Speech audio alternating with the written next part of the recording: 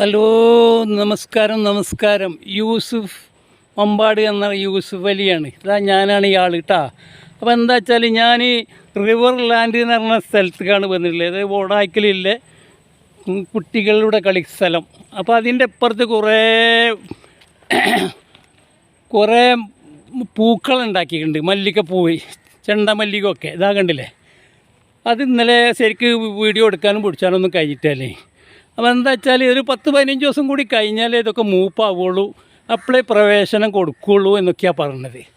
അപ്പം എല്ലാവർക്കും വേണമെങ്കിൽ ഇവിടെ വന്നിങ്ങാണ്ട് ഫോട്ടോ എടുക്കുക, ഇതാക്കുക, ഒക്കെ എല്ലാം കാണുകയൊക്കെ ചെയ്യുക. കണ്ടോ, ഞാനിപ്പോൾ ഇവിടെ ഇന്നലെ ഇങ്ങനെ വന്നപ്പോൾ ഇതൊന്നും എടുക്കാൻ കഴിഞ്ഞില്ല. ഇന്ന് ഞാനിതൊന്നും എടുക്കുകയാണ്.